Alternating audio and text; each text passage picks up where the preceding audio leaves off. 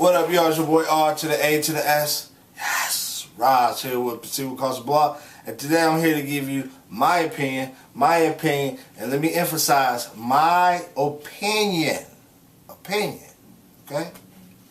On the new Stephen the Levite CD, The Last Missionary. Of course, I bought the physical. I always buy physicals if I can. It's a dope cover, dope artwork, very, very dope. Now, let me say this.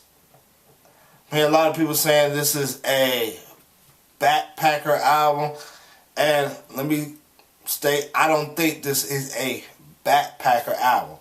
Now, if you want to say it's lyrically driven and that's what makes it a backpacker album, I can go with that definition. But beat-wise, to me, this isn't a purist backpacker album. There's some beats on here that a purist would reject as hip-hop. So I don't consider this, I consider this, I guess you could say a hip-hop, like you could say this is a hip-hop album, you know what I'm saying? It's not a pop album. But I can't go as far as to say that this is a backpacker album. This isn't purely boom bap, you know what I'm saying? So I can't go that far as some people saying that. But I will say it's a hip-hop album. I can agree with that. I'm going to go through each and every song. Some of y'all request like when I do that, so we're going to do that for this review.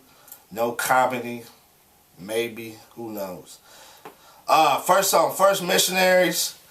First Missionary, the first song, dope song. Drums, I love West P's drums on here, man. It makes me want to move, it makes me want to dance. It isn't just like a boom bap, like head bobber. No, it's like a let's move, like back in the day, like Smith and Wesson. I used to like them. Boot Camp Click, like they would make beats that make you want to move. So this beat makes you want to move, man. Now I've heard the Creation Story before, but the way he does it, the way he uses his words, just like the different animal names and stuff like that, it's just, I don't know, I just find it real dope. So I really like this first song. Second song, Give It Up. The beat is kind of high energy, reminds me of some R. Swift type stuff. Like he will rap over this type of beat. Theme-wise, basically, Jesus set the example as far as sacrifice and service. We should do the same thing. I mean, whether it's in our marriages, churches, whatever. We need to give it up, sacrifice, and serve others. I like the hook. I like his energy. Some people feel STL is kind of quote-unquote legalistic when he does songs like this. I don't agree with that, but I mean, he's just a hardcore blunt person, you know what I'm saying? So I like that about him. Third song, Voltron. This I would consider boom bap. This is a straight up boom bap beat. I believe Mac DeDoulos did this beat. It's just a real hip hop head type of beat. Mac DeDoulos, rapping wise, it's kind of offbeat, but I like it. It's kind of offbeat, his style, but I like it. Zaya the Blacksmith. If you seen my review of Steven's last album, I wasn't feeling Zaya the Blacksmith on there. But the stuff I've heard from him, you know, next, like on the Christ Center's last album, the boy can spit. I like Zaya the Blacksmith. He's a ill rhymer. So look forward to hearing his stuff in the future. My Wife's Soundtrack. I like this song, but the guitar, that that could be a little bit more polished. This is not a backpacker beat. This is borderline like something Dr. Dre would rap over. You know, that West Coast type of beat to me. So I can't consider this boom bap in my opinion. I love his honesty on here, sort of like the truth. I miss that in Christian hip hop, just the honest lyrics, in my opinion. I mean, he admits he messed up doing with his wife, dating, and then he went into courtship. And of course, you know, he married her. But I just like his honesty on here and how God redeemed it all. Next song, Fight Club. I'm gonna be honest, I prefer Muse One over STL on this one, man. I think Muse One is just more energetic, has that, I don't know, for lack of a better word, like a Method Man type of vibe to the beat, just real energetic, like attacking, that type of thing. I like that, but I prefer Muse One on this song, man. And I'm not really feeling STL rap style on here, so I like Muse One, I like the beat. Commissionary. To me, this is my favorite beat on here, but I'm about to get into my gripe with this album as well. The horns on here is crazy. Just crazy. I haven't heard really a beat like this in Christian hip hop. I don't know if it's sampled or Mac, you know, made this beat on its own, but the horns is sick. I love the way it starts out. I think he says, like, consider Jesus who exegeted the Father for us. I just think that's like a dope line. So I love that. But the main problem with this beat and the main problem with this album, it's not that loud. I don't know if it's the mixing. I don't know if it's the equipment. I don't claim to be an expert. But it just is not loud enough. And it just, the drums sound kind of muffled when you cut it up.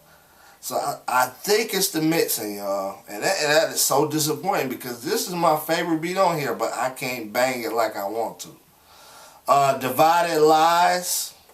Usually, Asso kill cats on their guest appearances. But he's too laid back on here. And then you got Stephen Levite being Stephen Levite, just annihilating it. It's just like, man. Asso, I mean, you could have came harder because STL came hard on this song, man. But the scratching was dope, but I really don't like how STL samples itself and samples his old songs. So that got kind of annoying. I didn't like that, but STL kills it on here. SOS featuring West P. West P on here singing. What's your name? STL is kind of blunt on here, man. Some of his lyrics kind of blunt, like the Song of Solomon. So, I like this song, like nice little laid back thing. And you know, he said he really spitting on words, man. I know ladies be like, oh, that's, you know, those are the kind of songs the ladies be, oh, you know what I'm saying? What stuff he said about his wife. I mean, he kicking some words on here. You know what I'm saying? And just an FYI to the people, he's talking about Miss Fat Booty and Bonita Applebum. I know some of you are not really into like older hip hop, 90s, early 2000s. These are like secular hip hop women that he's referring to on the hook. And these women are not Proverbs 31 women, but they're glorified in different rap songs. So that's who he's talking about, Renee and all those type of things. Just in case you're not up on that. Wrote it this way. Timothy Brindle fans gonna get mad at me, but I'm just gonna tell you the truth. I cannot get with Timothy Brindle on a non-boom bap beat. Period. I can't. Now if it's soulful, but this, no. This is a Hazakim beat. I don't have a problem with the beat. I just can't get with Timothy Brindle over this type of beat. Hazakim sounds fine over this beat. Stephen Levi sounds fine over this beat. But Timothy Brindle, I can't get with him. When I think Timothy Brindle, I think boom bap. That's what I want to hear him over. Period. So I can't get with Timothy Brindle. Hazakim sounds fine. It's a straight song, but I can't get with Timothy Brindle.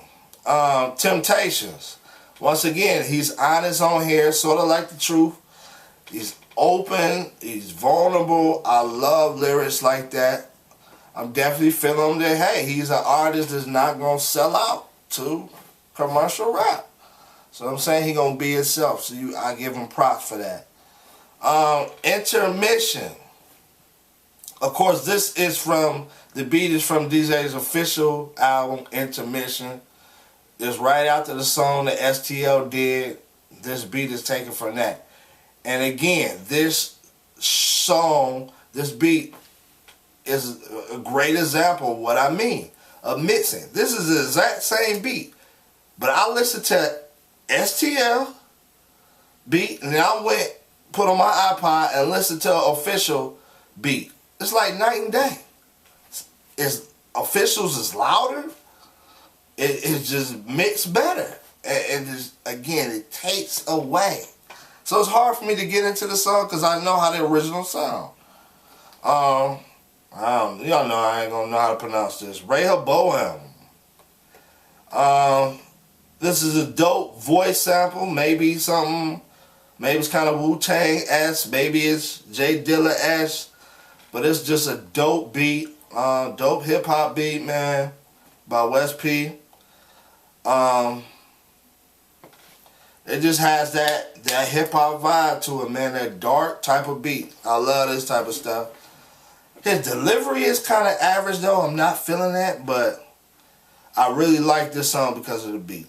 Deadbeat. I hate the hook on here. Off the tracks, hook reverse. What? Off the tracks, block and block. What? I don't know what he's talking about. I mean, I know what he's talking about, but it's not a good hook. The beat is just too simple for me. Lyrics is straight, though, but can't really get into the song. Rain in Rebellion. Oh, my God. I got to scratch my trunk on this one, man. Prime example. The rappers do not know how to use singers. I don't know why Christian rappers don't know how to use singers.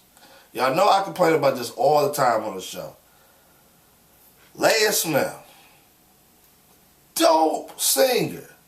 She sings at the end. Dope. Why is she not doing the hook? Why are you sampling yourself again on the hook? I don't get it. Nothing wrong with the beat, the first beat. But the way this song is put together, no. I mean, I like the first beat. I definitely like the second beat. He should have rapped over the second beat the Leah Smith song on. Period. Beauty and the Beast. I mean, it's a storytelling song. I like it. Makes me think of Fanatic, like something Fanatic would make. This is a dope song. Then the last song, Last Missionary, high energy. He's spitting on here, and of course he reveals that this album was about the church. So overall, I love that he put together some of the best East Coast producers on here. Secondly, you know what I'm saying, it's the album vibes together, but the same problem I had with Swoop album. The mixing is not good, and that takes away a lot from this album, man. So that's my opinion. Love to hear yours. This is Proceed with Caution Blog, Kobe Sutz, and I'm out. Playoff starting.